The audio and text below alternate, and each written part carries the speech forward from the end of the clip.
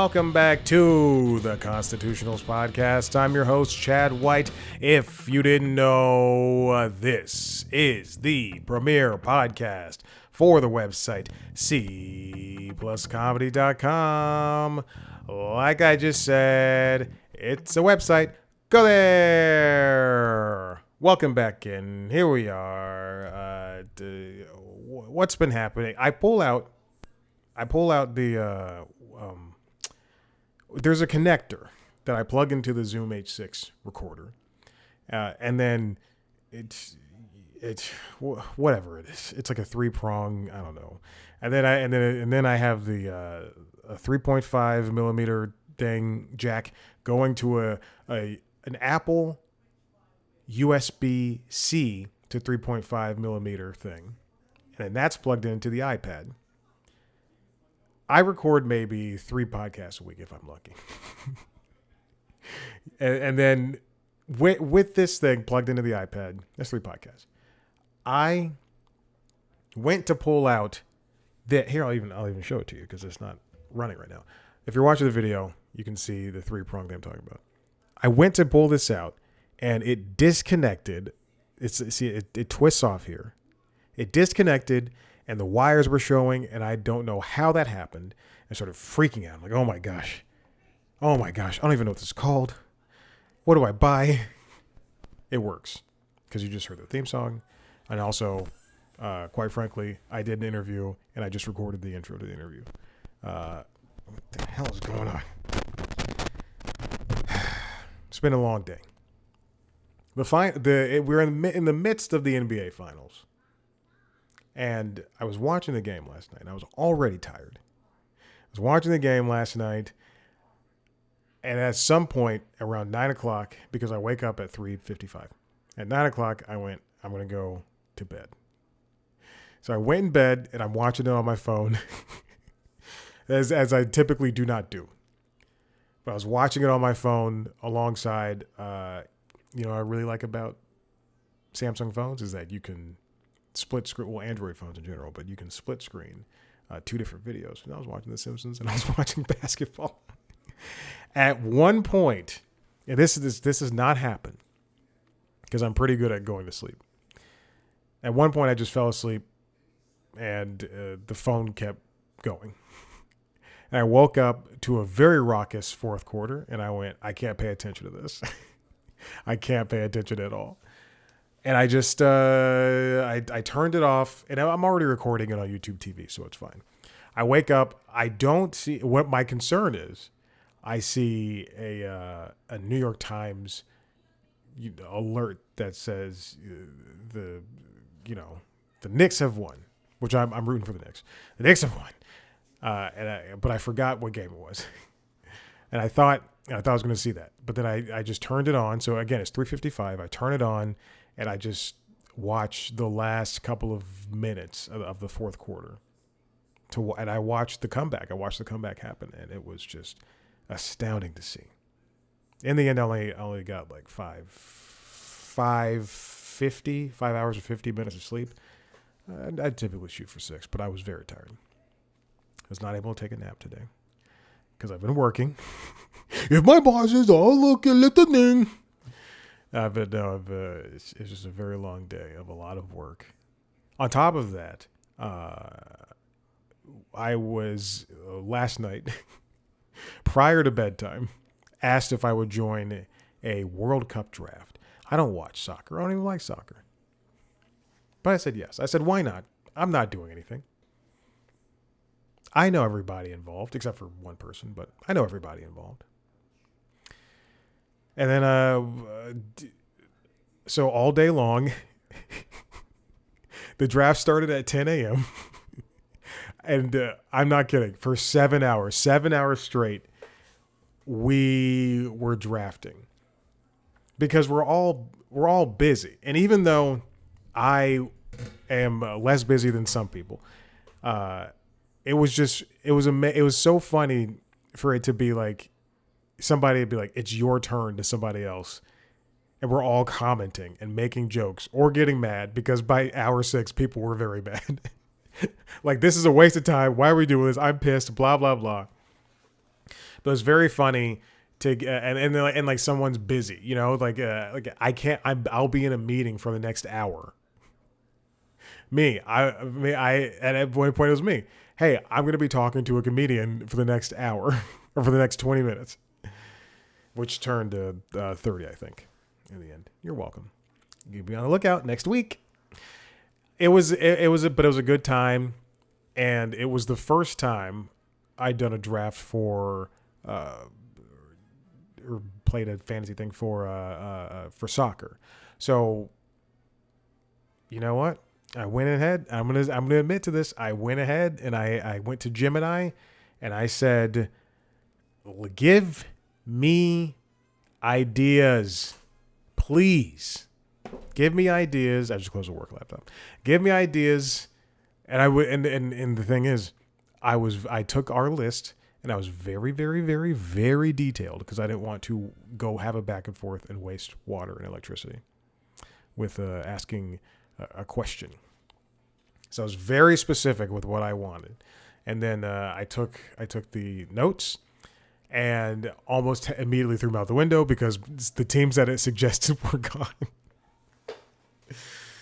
Oh, but I ended up with a good selection of teams. In fact, I wonder if I could pull it up. Let's see.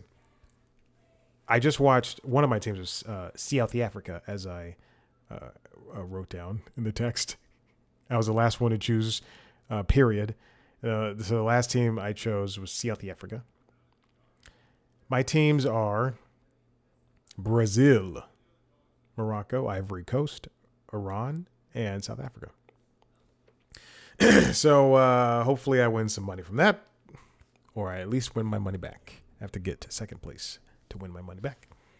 But I would love to take... How much was the buy-in? So I'd love to take 120, I think. I don't remember. Anyway, that was that. That was 7 hours. There was a point where I did step away from the work laptop, and I went to the pool for about 30 minutes. And we were still texting about it. All right, what else is going on? Oh, today I have to look at my notes. I wrote down notes this time because there's not a lot to talk about. Today the dog park near my apartment complex. Remember, I live in an apartment complex that has a dog park, and the people that purchase their dogs are not fans of Maverick, so I don't take him there. It's been like that since.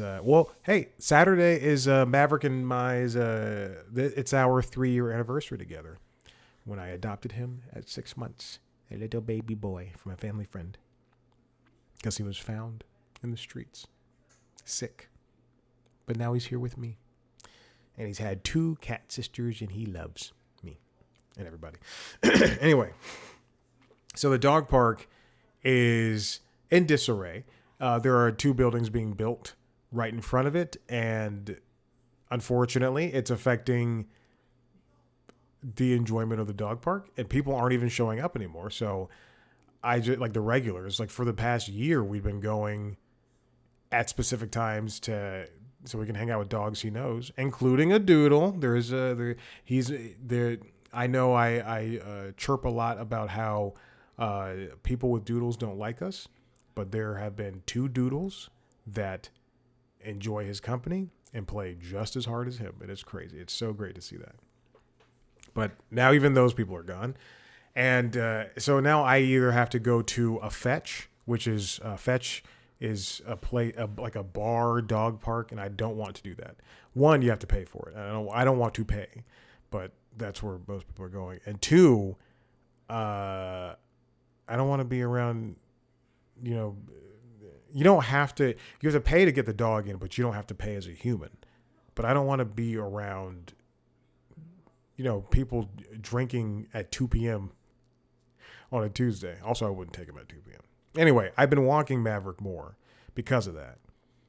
I typically take him to the dog park 3 times a week, but I've just been having to walk him more, which means I've been sweating a lot more, which means I've been showering multiple times a day. which I already do on Mondays and Wednesdays because I do two-a-days. But anyway, so I took him on a walk after we went to the recycling center, which is also moving. It's stuck. It sucks. It's like the world is out to get me. My recycling center is moving to West Atlanta, and it's moving not even just to West Atlanta. It's moving to a little bit further out, West Atlanta, to a new, there's like a housing development where they're building low-income housing. And that's great and everything. But that is to get from where I am to where they are currently in Grant Park. It's roughly at most 12 to 15 minutes. I've been timing out the west side part, and that one's been the west side location rather, and that's been roughly 20 to 30 minutes. I'm already not a fan of driving when I don't need to. But Charm is going to the Center for Hard to Recycle Materials. Going to Charm every week is. I started taking Maverick because we would go to the dog park after, and now it's our ritual. We enjoy it. It's the time he gets to ride in the car. He's not a huge fan of that, and it's more time for the two of us outside of the house. That's not exercise. So I've been walking him, and I've been drenched every single day. I'm not kidding. I pull off shirts and I can wring them out. That's how, they're so wet. Speaking of wet clothes, this is, I go to the gym, I work out very hard, and I sweat a lot. Sometimes when I do my laundries on Sundays, actually all the time when I do my laundries on Sundays, and this has been a problem for a very long time. For years. My clothes are still wet from Monday, Tuesday. Towels, because I take my own towels to the gym because I'm a freak of nature. And I don't let them touch anything except for the inside of my book bag. And obviously my body. But towels are still wet. It's truly disgusting. I let things dry out. And then when I assume that they're dry enough, which they're not, obviously, I push them into, they hang on the side of the hamper, that I push them into the hamper. All of my clothes are wet now, just inside the hamper, and it's gross, and it's disgusting, and it stinks. When we were walking to get pet food today, Maverick and I were stopped. Almost immediately, almost as soon as I left the complex. We weren't even out of the gate. And I ran into a dog walker I know, who I met initially when I took Maverick under my care. And she offered up her services, and I was like, yeah, I'll call you. Never did that. But I knew she was. And then I was... She's a very nice woman. I was told that she was a strange type. And she is. And we're all strange. And that doesn't matter. But I didn't need her services. Anyway, we ran into her for the first time probably in the 3 years that I've owned Maverick. And she goes, hey, you remember me? I'm like, yeah, it's your name. And she goes, yeah. And we talk for a little bit. And she tells me, and don't you dare think I haven't been thinking about this since you told me this. I'm like, my chin is a little higher. She said, you've got great energy. I love your aura. I can see it's pink and purple. And it's just, like you're a good person. Like, we've only spoken twice. And you think so highly of me. And then I proceeded to watch South Africa just get pummeled by Mexico. All right, there's not a lot of news to talk about. So this is just what it is, as the kids say. It is what it is. I guess before you might be hearing Family Guy. I guess I'll do this story. Okay. This comes from Variety, and it's written by Brian Steinberg. Elizabeth Hasselbeck ushers in host tryouts at CBS Mornings. I speak about this, and in particular, I spoke about this on LinkedIn Logs, the Jobs and Business News podcast that comes out every Tuesday. CBS News is in what does not seem like to them, but definitely the perception is on the outside. CBS News is in dire straits.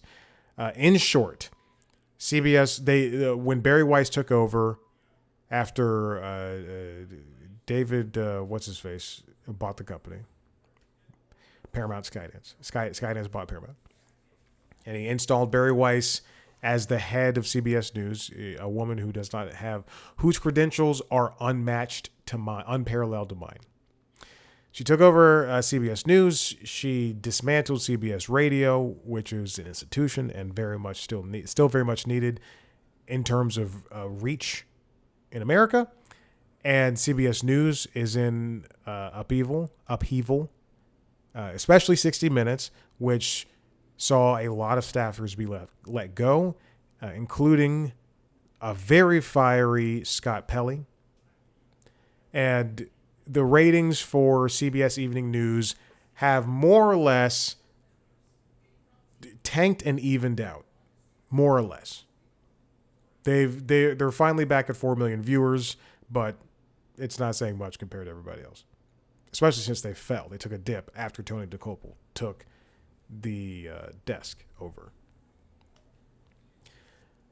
I watch CBS Mornings, Good Morning America, The Today Show, and CNN This Morning almost Monday through Friday every morning, almost. And I watch those 4 shows in particular because I think the broadcasters are important, obviously. And I worked on CNN This Morning, so I used to work on that show. So I might as well watch that show. And I like the people on that show. It's the people in the control room that I fucking despise. Anyway, it's very true. And I will not take that back. But CBS Mornings, if you watch those shows, the big key of pretty much any news show, period, any talk show, any news show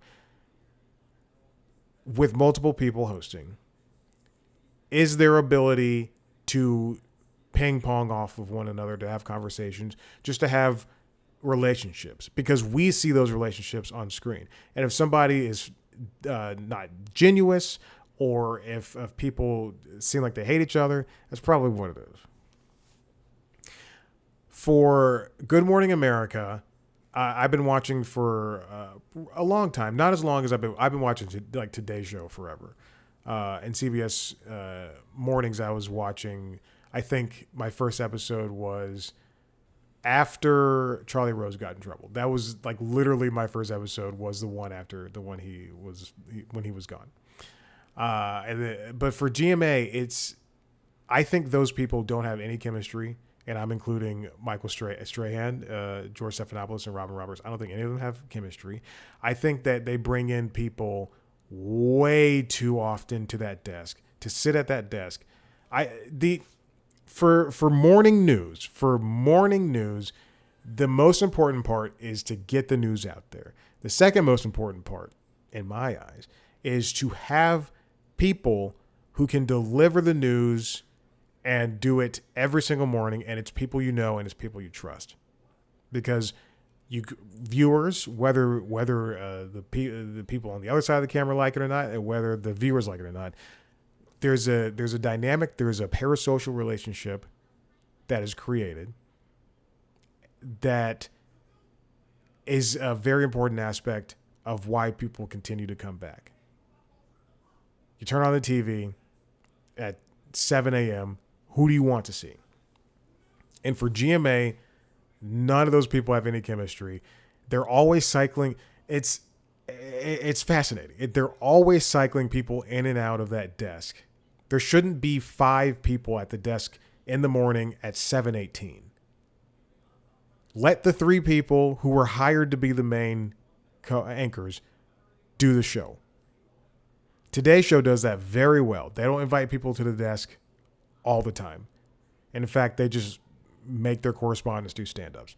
And then the third host, that is Al Roker, is always omnipresent. That's great. That's why Today's Show is the best. There's nothing you can say about that. Whereas on GMA, they have 5 people, and then including Ginger, the beautiful, wonderful Ginger, doing weather or something like that. She's over at this big screen by herself. CBS mornings, somehow they're better than GMA, but there's no substance to them. Watching Gayle King try to talk about sports is just ugh. And I love Nate, but Nate still is not there yet. And then Tony DeCopel went to CBS Evening News. So obviously, since they don't have the personalities to hold that show down, they are bringing in a third person. Nora O'Donnell came back for like a couple of weeks ago, and I thought that was very fun to see her. But she's not going to go back to that show. It's kind of like when Hoda came in while Savannah was away. That was great, but we all knew it was going to be short-lived. So Elizabeth Hasselbeck is ushering in as host. She's ushered in as host the trials of CBS Mornings. You might remember her from The View. You might remember her from Fox and Friends. This is kind of like, and I will continue to admit to this. When Megyn Kelly was brought in after she left Fox News to do the Today Show, the third hour, I think, I was supporting her. I think that anybody can have redemption. Chris Wallace did with Warner Brothers on CNN and HBO Max. So why not her? And then she just went. She said, "You're all believing in me? Fuck that shit." So we're going to see a bunch of people cycle in throughout the summer. If you're watching the video, you did see my eyes go from the article all the way up to the camera because there's flies in here. It's fruit fly in here. Fruit fly fest. I killed 2, just saw 1 more. Other people that are likely to come up include Inside Edition host Ava Pilgrim. And I don't know if I necessarily know who that is, but let's add it to the Google search. Oh, yeah. Oh, Ava Pilgrim. Yeah, she's been there for the past couple of days. That's who that is. Okay, cool. I've been wondering who that was. Because I watch in a quad on YouTube TV. You can do multi-view, and I watch them all in a quad box. That's how I watch all 4 of them. So Ava Pilgrim's been there. Nora O'Donnell's going to appear on Wednesday, throughout the program on Wednesday. Okay, I don't know why. This is all new to me. I don't know why they are bringing Nora back. She left CBS Evening News. She left CBS Mornings for CBS Evening News, and she left CBS Evening News for other ventures within the CBS News family. So it seems like they seem dead set on bringing a woman in to take in that third position next to Nate and Gayle, which is great. Women are great. People of any gender are great. Don't you fucking cancel me. But they've always been in the third place of ratings compared to Today's Show and Good Morning America. And as CBS has proven in the past couple of months, in the past year, ratings are the only things that they care about.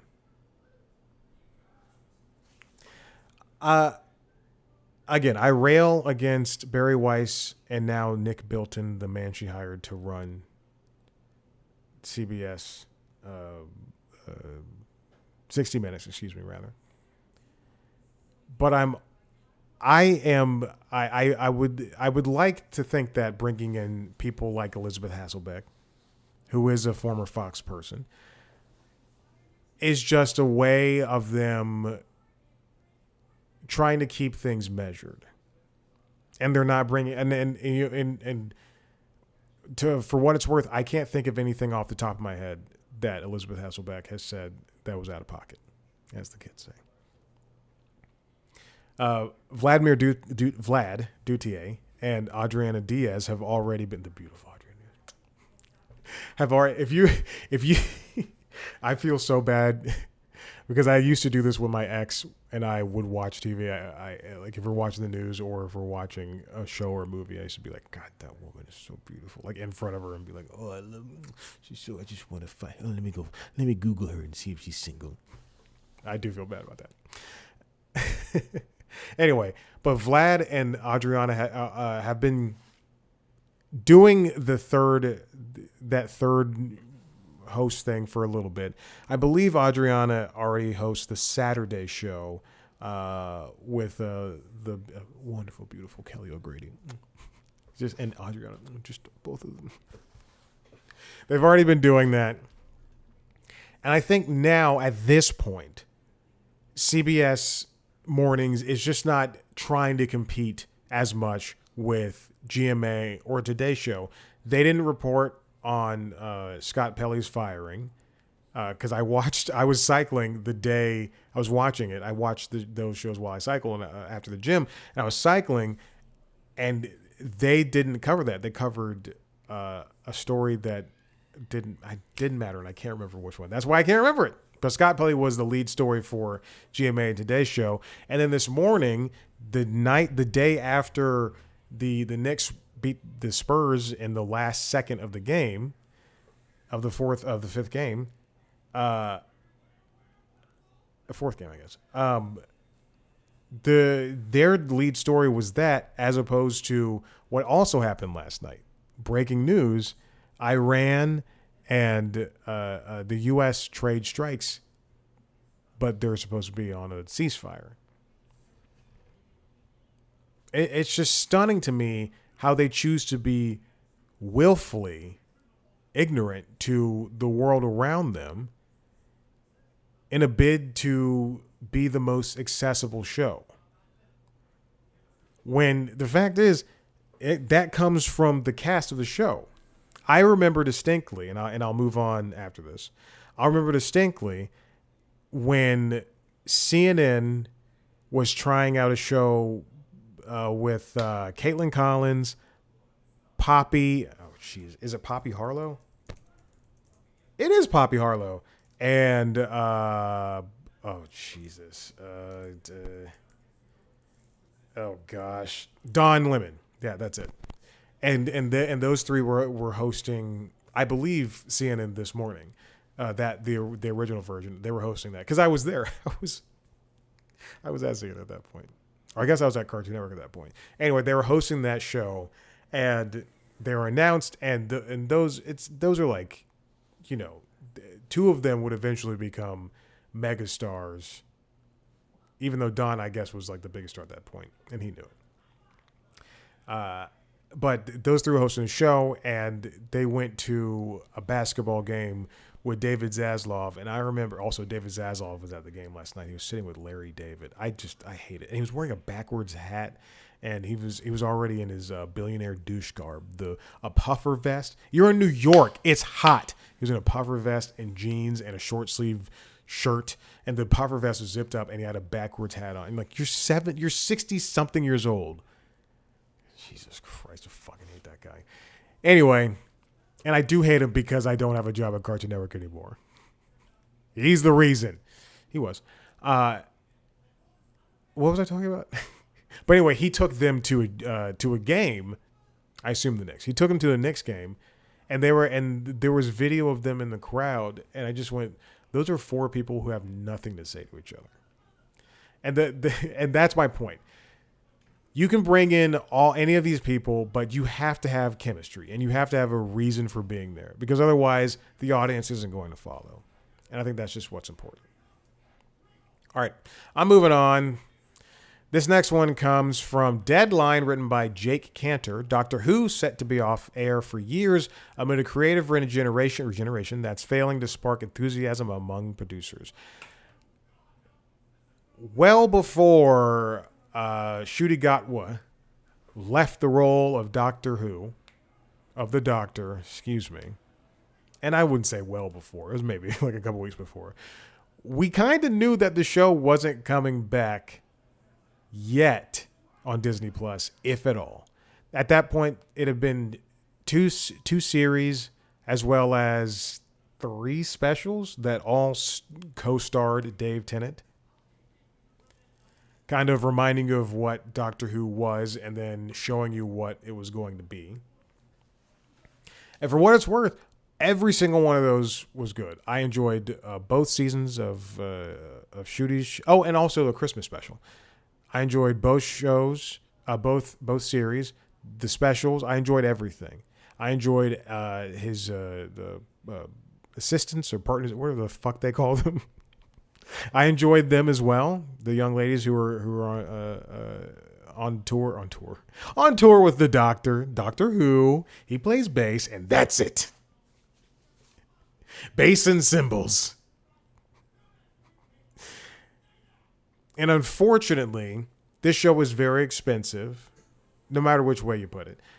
And it's hard and difficult, especially in today's industry, to pay for a show like that when it's not getting the views that Disney or whomever's producing wants. And you know what also sucks? Is those shows, those series, those specials are stuck on Disney Plus. This is what I was concerned about. I didn't want, like Futurama, I want to be able to buy all the seasons of Futurama. Unfortunately, you can't buy anything from the Hulu years. That could change in the future because there's a lot of shows and movies now that were streaming on only on Netflix or only on Disney Plus that you can buy, but it's not with every show and movie. That sucks. The UK industry insiders dropped a little after the BBC dropped a TARDIS bombshell on Wednesday. The BBC said that there's going to be a major creative rethink of Doctor Who. We're not doing a Christmas special this year. So that's just going to be the first time in, I think, a long time. I think probably since David Eccleston took over the role for the first time in the early 2000s. But we're not going to get a Christmas one this year. And apparently, things aren't looking good for the Doctor overall. 2 insiders said it was a mutual parting of ways after all sides realized that Doctor Who required a level of surgery that could not be masked by sticking the plaster of a festive episode. Remember, when Ncuti left, his Doctor regenerated into Billie Piper. So she's back on the show. She was originally with Dave Eccleston. And we won't get an explanation for this until 2028 at the earliest, sources said. Russell Davies, the showrunner, who was a previous showrunner, then left and now he's back, had no script for a Christmas episode. And there's no actor attached to play the Doctor. And this is a couple of months ago. So obviously, they're not going to be able to do anything now. But a Christmas episode was already announced last October. In a statement, the BBC said the decision to cancel the Christmas episode was, quote unquote, not taken lightly, and acknowledged that the news would, quote, to be disappointing for fans. Doctor Who is expensive, and it's just hard to make. Disney is is probably the most successful studio right now. Obviously, you idiot. So it's difficult, as an insider said, to see another major U.S. studio replacing Disney. So the budget would be hard to get above 3 million quid UK dollar dues, or $4 million US per episode without significant co-pro or insane investment from the distribution arm, BBC Studios, which they will struggle to recoup on sales. It's it's tough. And again, Disney did not get the return that they wanted in viewership. Otherwise, that show would definitely be renewed. It's I don't know, man. I'm going to miss Doctor Who, and also right now you can't even watch it. I do believe AMC Plus is going to be the future home for the rights to watch older episodes. But other than that, new episodes won't come out for a very long time. I like Doctor Who, and I hope they figure this out because you're gonna piss me off if you don't. And finally, I want to get to this. This comes from IGN, written by Wesley Yinpool. Everything announced in Nintendo Direct, June 2026. We are in the time period during which there would typically be Electronic Entertainment Expo. That died a couple of years ago. And basically prior to that and ever since then, Nintendo, Sony, Microsoft, Devolver Digital, and several other disparate studios have been holding their own direct-to-consumer presentations. Thankfully, Jeff Keighley, and I don't know who else produces it, but Jeff Keighley created the Game Awards, and those usually happen in the winter. But they have oh my gosh, hold on.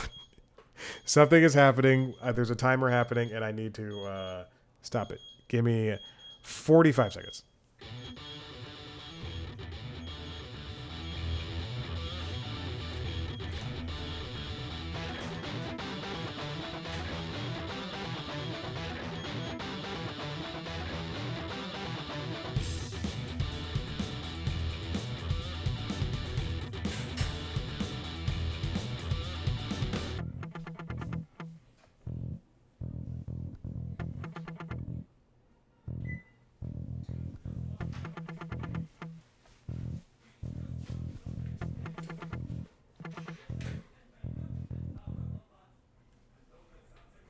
All right, I'm back. I'm so sorry.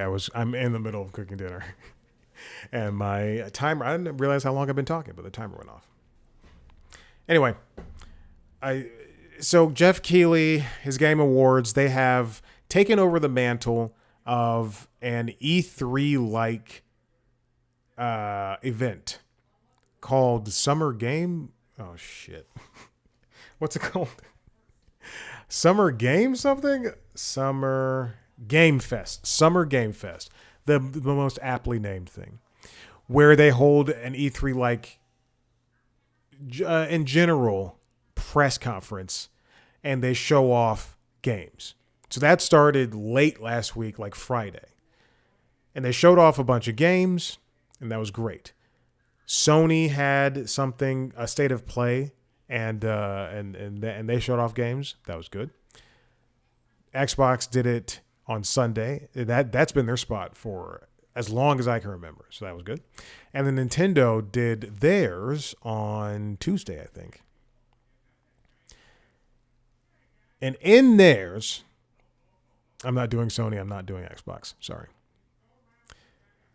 In theirs, they announced an Ocarina of Time remake that looks so gosh darn spiffy. Oh my goodness, it looks so beautiful. And also, something that really surprised me, Kingdom Hearts 4. We knew Kingdom Hearts was going to continue. There's been like 7 or 8 games, and there's no way you can stop Kingdom Hearts, Final Fantasy, Disney characters. I love it. It's great. Ask me how many Kingdom Hearts games I've beaten. Ask me how many I own. I own every single one of them. Ask me how many I've beaten. I love Kingdom Hearts, though. It's great. I've played a lot of them. So I'm excited to see this Kingdom Hearts, and I'm glad that a game like that is coming to Nintendo Switch. There were rumors that a Call of Duty was going to be announced. I think like Modern Warfare 2, whichever one's Modern Warfare is being remade again for the third time. Second time. Because I just played the remake campaign, and now they're just remaking the game.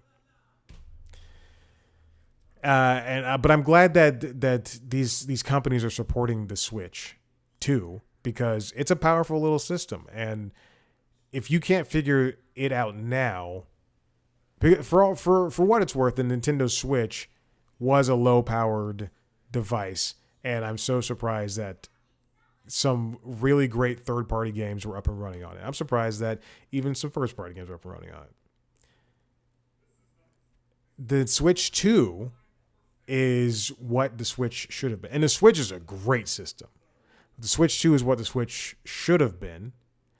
And it can run Cyberpunk 2, which is amazing. It's like, I have a Steam Deck. It's basically a Steam Deck. A Nintendo flavored Steam Deck. Speaking of Kingdom Hearts, that will be physical or downloadable copies of 1, 2, and 3 will be headed to the remakes. Or I guess the bundles, excuse me, not remakes. Will be headed to the Switch 2. That's important because you can only, again, get cloud versions of the games, like versions that you could only play when connected to the internet over the cloud. There's a Minecraft coming. There's a new Dragon Quest Monsters coming. Dragon Quest was the game. There's a Game Boy. I don't know. I can't remember if it was the second game, but there's a Game Boy one that I played so much of, and then the battery died on the cartridge itself, and it wouldn't keep a save, and it would barely run when I put it in my Game Boy.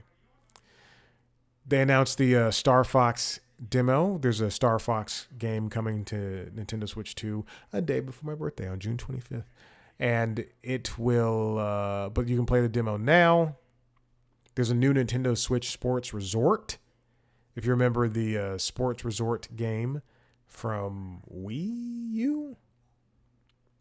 This one has 12 sports. Boxing, table tennis, cool. Archery, cool.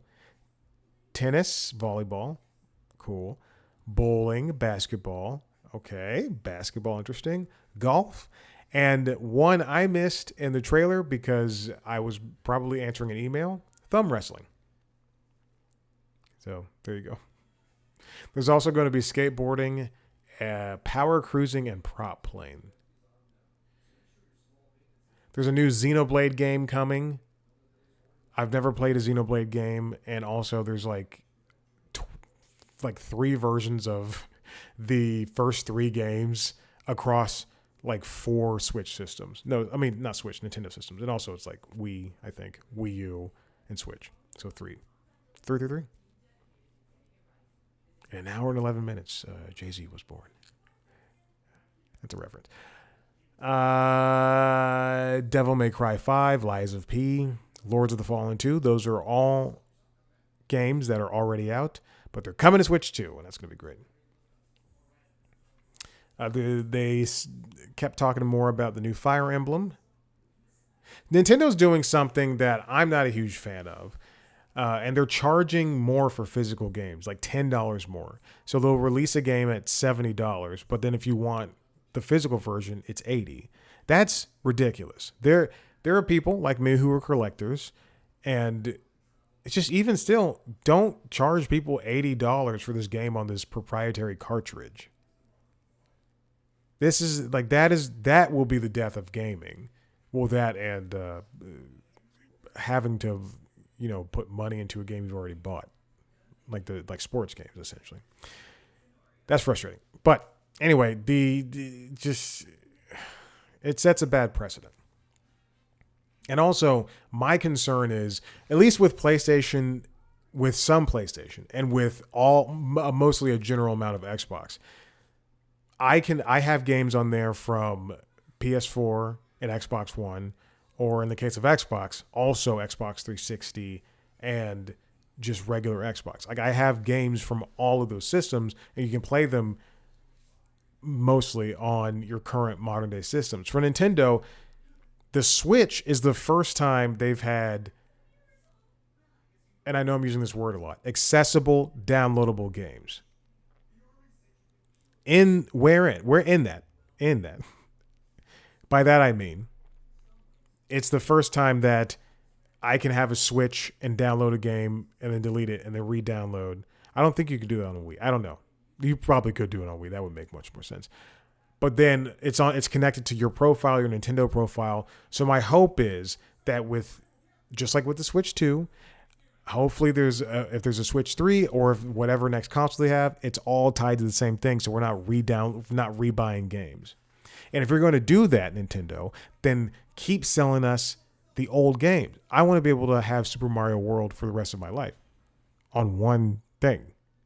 I don't want to have to download a torrent and put it on my phone. I don't want to do that. You're making me do it. Hopefully, people, again, these companies, these third parties continue to support Nintendo. All right, I'm done. Listen, if you like what you heard here, head to the website, cpluscomedy.com, where you can see me, talk to famous people sometimes. Remember, there is right after this one, next week, there will be a new interview up, as long as I don't die. This is the last episode, 385. There'll be an interview up next week, so enjoy that. If you want to see the other interviews, check out cpluscomedy.com, where you can see the written ones and a collection of written ones and all of the video ones.